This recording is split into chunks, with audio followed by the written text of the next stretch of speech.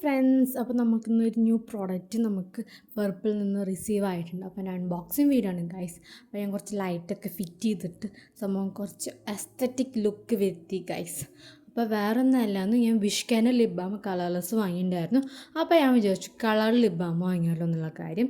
അപ്പോൾ ഞാനത് പർപ്പിൾ നിന്ന് ഓർഡർ ചെയ്തിട്ടുണ്ടായിരുന്നു. അപ്പോൾ അതിൻ്റെ അൺബോക്സിംഗ് ആണ് ഇന്നത്തെ വീഡിയോ. അപ്പോൾ ചെറുതായിരുന്നു കേട്ടോ, പൈസയ്ക്ക് വെർത്ത്ലെറ്റാണോ എന്ന് എനിക്ക് അറിയില്ല. പക്ഷെ നമ്മളത് ഓർഡർ ചെയ്തു. ഇപ്പോൾ ഉള്ള ലിപ്സ്റ്റിക്കും ജസ്റ്റ് ഒന്ന് ഞാൻ മാറ്റി കളഞ്ഞു ഗൈസ്.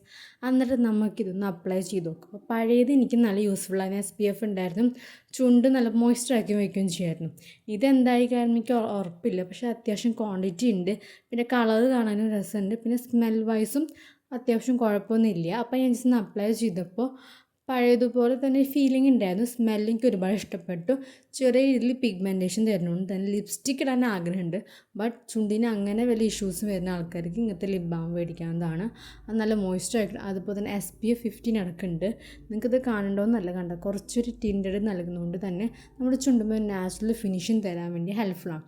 സ്മെല്ലും കുഴപ്പമില്ല. അപ്പോൾ ഇതാണ് ഇന്നത്തെ വീഡിയോ. എല്ലാവർക്കും tata bye bye, see U.